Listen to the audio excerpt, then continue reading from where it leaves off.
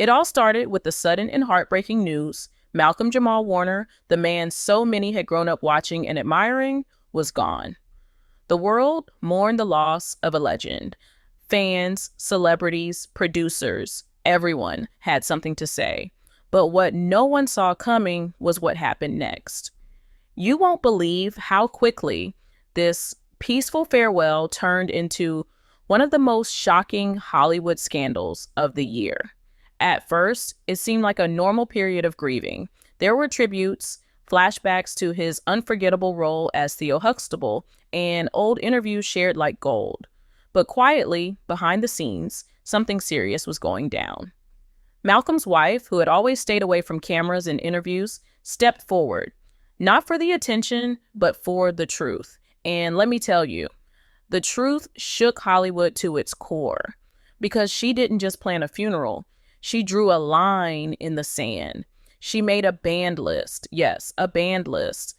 A real confirmed list of celebrities who were not allowed to attend Malcolm's funeral. And this wasn't based on rumors or internet gossip. Multiple trusted insiders confirmed it. Publicists, spiritual advisors, even assistants. The list was real, and the names on it were even more real. Co-stars who once called him brother, famous producers who had worked on iconic shows with him, and even certain relatives who had once shared blood but no longer shared loyalty. This is where it gets interesting, because this list wasn't created out of anger. It was built on years of quiet pain. Malcolm wasn't the kind of man who blasted people publicly. He didn't go online to rant or post cryptic messages. But those closest to him knew he had been hurting.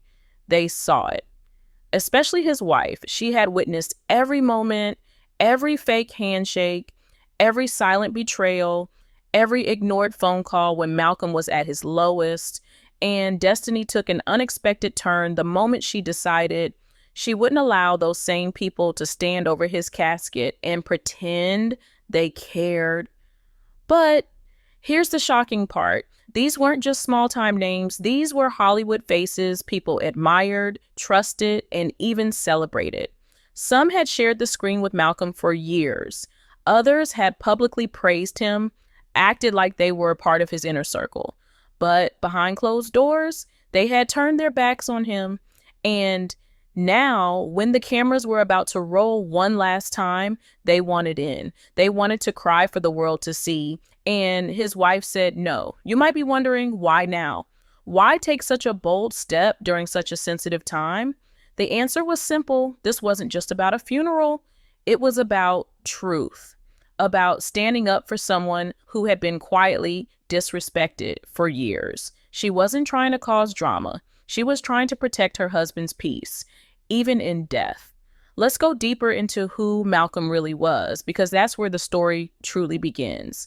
He wasn't just Theo from The Cosby Show. He was a voice, a thinker, a quiet force in an industry that often rewards noise. He acted, he wrote poetry, he made music, and he mentored young talent. He was planning a speaking tour.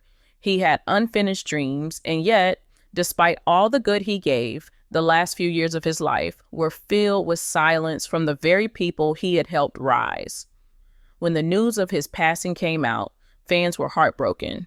They couldn't understand how someone so vibrant, so active, could be gone so suddenly. Some said it was a heart condition. Others whispered about emotional stress. His family never confirmed much. And while people were busy speculating, his wife was busy preparing. Not just for the burial, but for something far more important: protection. You see, the media painted Malcolm as someone who had faded from the spotlight. But the truth? He had been slowly distancing himself, not because he didn't care, but because he was tired of being hurt. He didn't make noise when they ignored him. He didn't fight back when producers tried to rewrite his creative work. He stayed silent. But she didn't forget. She remembered every tear, every broken promise, every cold shoulder. So when the time came to say goodbye, she made sure only those who truly loved him were allowed to stand with her. The whispers turned louder when news broke that a list of celebrities had been officially banned from attending Malcolm Jamal Warner's funeral. At first, people thought it was fake, just another internet rumor. But within 24 hours, credible sources close to the family confirmed it. And once that confirmation hit the media, it was like a storm had been unleashed. Hollywood insiders, old co-stars, and even fans started asking the same question: who made the list and why? Let me tell you, this is where things got even more twisted. One of the most shocking names on that list was a co-star from The Cosby Show. For years, people believed their brotherly bond on screen was just as strong off screen. But behind the scenes, something dark had unfolded.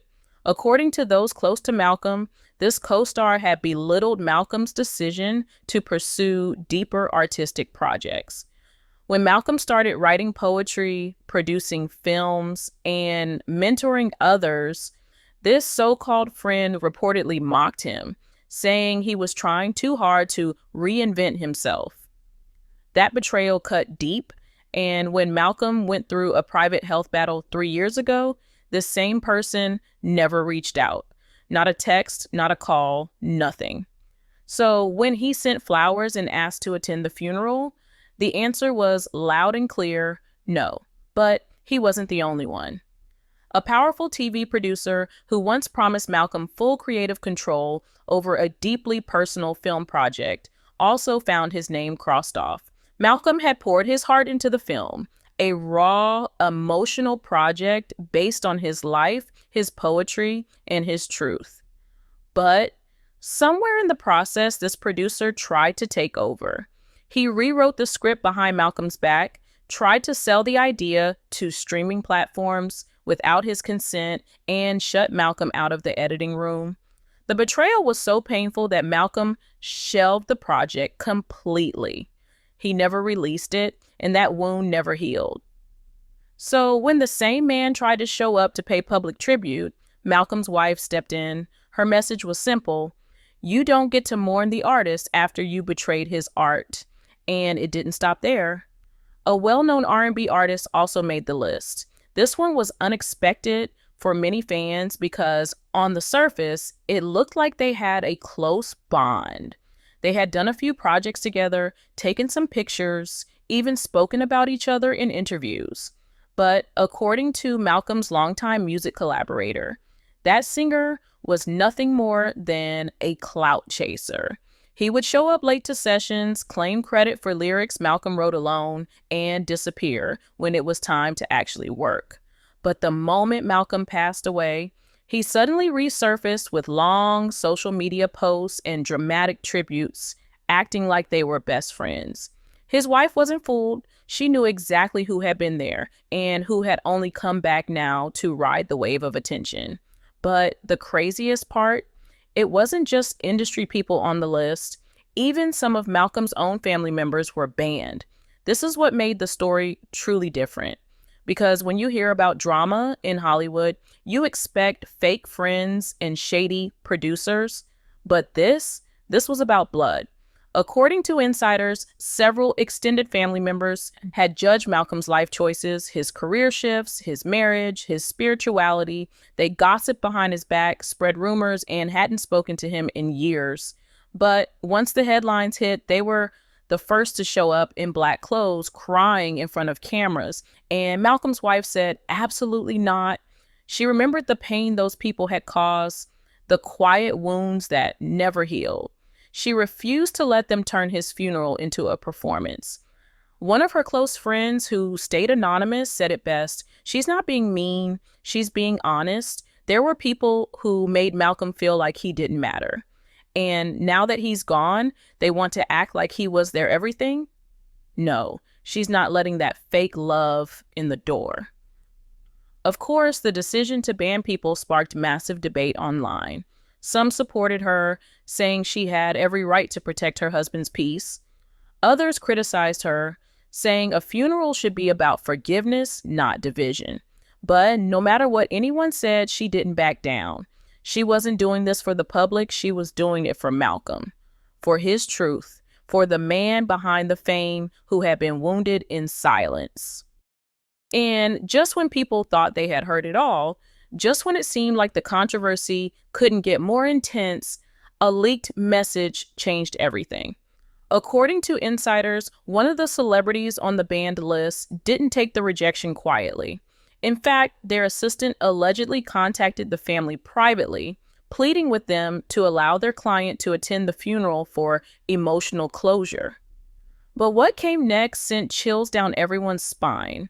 Malcolm's wife responded with a line that would later go viral across social media and entertainment blogs. "He didn't want you there when he was alive. I won't dishonor him in death." And just like that, the conversation was over. This is where it got even more explosive. Just days before the funeral, TMZ dropped a bombshell, a leaked document, reportedly showing the exact names of everyone banned from Malcolm Jamal Warner's funeral. And while no one from the Warner family officially confirmed the list, the internet couldn't look away. Instagram stories, YouTube T channels, and podcast panels lit up with theories, hot takes, and emotional reactions. Some fans were shocked, others applauded the widow's bravery, but all of them agreed on one thing. This wasn't just about grief. This was about legacy. The leaked list included not just former co-stars or shady producers, but people fans had idolized for years. One of them was a well-known 90s sitcom actor who had appeared in several shows with Malcolm. On the surface, they looked like longtime collaborators, but insiders revealed that things had soured between them in the early 2000s. Creative differences had turned into personal attacks. Malcolm had apparently confided in his wife that he felt constantly undermined by that person. So when the widow saw his name pop up on the RSVP list, she crossed it out without hesitation. Another banned name was a former producer from The Cosby Show. According to those close to the situation, he and Malcolm had a major falling out after a disagreement over syndication rights and project credits. Malcolm had worked tirelessly on several creative ideas, but when it came time to split credit and profit, this producer allegedly pushed him out of the conversation. Malcolm never spoke about it publicly, but his wife knew every detail. That's why she made it clear, you don't get to rewrite history at his funeral. But the most unexpected name, an R&B singer Malcolm had allegedly dated years ago. Their breakup had been messy and public, with both throwing indirect shots on social media. But when Malcolm passed, she posted a heartfelt video crying and talking about how he was the one that got away. To outsiders, it looked like genuine grief, but those who knew the truth saw through it. That woman had hurt Malcolm deeply. She had exploited his fame during their relationship, and according to close friends, she had tried to control how the world viewed him. Malcolm's wife remembered every insult, every moment of pain. So when her name appeared on the guest list, denied. And it wasn't just the names that caught people's attention. At the bottom of the leaked list, there was something even more personal, a handwritten note from Malcolm's wife. "Let this goodbye reflect truth. He lived honestly. He should rest honestly." Those words hit the internet like fire. Talk shows debated it. Podcasts quoted it. Memes were made. Some called it powerful. Others called it petty. But one thing was clear. This widow wasn't backing down. And then came the final twist that no one saw coming. According to new reports, even within Malcolm's own circle, people had disagreed with the decision to ban certain guests. One family member allegedly wanted to invite everyone, saying it was time to forgive and heal. But Malcolm's wife held her ground. She said this wasn't about ego. It was about protecting a man who had been disrespected while alive. And she refused to let the same people fake their way into his funeral just to save face in public. What made this story different from all the other celebrity funeral dramas was this. This wasn't just about who showed up. This was about who didn't. It was about fake friendships, performative mourning, and people trying to claim a piece of someone they didn't value until it was too late. Malcolm's funeral had become a line in the sand, and his wife, she made sure that the line stayed firm. When the day of the funeral finally arrived, it was nothing like the glamorous Hollywood memorials people were used to. There were no press passes, no red carpets, no camera crews waiting outside for photo ops. The service was held quietly at a peaceful location just outside Los Angeles, and only a small, carefully chosen group of people were allowed through the gates. Every single guest had been personally approved by Malcolm Jamal Warner's wife. This wasn't just a funeral, it was a statement, a powerful final message that only those who showed up for him in life were worthy of standing with him in death. Inside, the atmosphere was calm but heavy.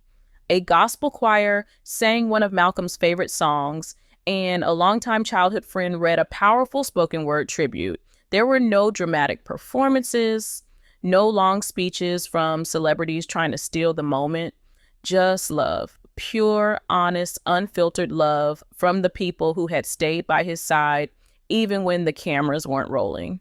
And while many familiar Hollywood faces were noticeably absent, not a single person in that room felt their absence. Because those missing weren't truly missed. Their presence would have tainted what was meant to be sacred. And Malcolm's wife had made sure to protect that space with everything she had. But let me tell you, this is where destiny took an unexpected turn. What was meant to be a private goodbye had now turned into a public conversation across the nation. People weren't just talking about Malcolm's death, they were talking about who gets to grieve, who has the right to mourn publicly, and why fake love should never be allowed to overshadow real pain. His widow's bold decisions sparked debates on talk shows, podcasts, and even church pulpits. Some people said she went too far. Others called her a hero. But the one thing everyone agreed on, she had made the world pay attention. Because in that moment, she did something most people are too afraid to do. She told the truth. She didn't sugarcoat it. She didn't hide behind polite smiles or industry politics. She protected her husband's name, his peace, and most of all, his story. She refused to let the very people who ignored him, mocked him, and tried to use him suddenly become part of his legacy just because he was no longer here to say no himself. And perhaps that's the most powerful part of this entire story. Not the drama, not the headlines, but the fact that a woman who had spent her life out of the spotlight stepped into it. Not for fame, not for revenge, but to guard the memory of a man she truly loved. She wasn't just grieving a husband. She was defending a legacy. As the funeral ended and guests slowly walked out in silence, there was no press waiting to ask questions, no flashing lights, just a feeling in the air, a sense that something bigger had just taken place. Malcolm Jamal Warner wasn't just remembered that day, he was protected, honored, and finally understood, because this wasn't a funeral designed to please the public. This was a farewell shaped by truth. A final goodbye where fake tears had no place and real love finally stood front and center. And if there's one lesson to take from this emotional journey, it's this: showing up when it matters will always mean more than crying when it's too late.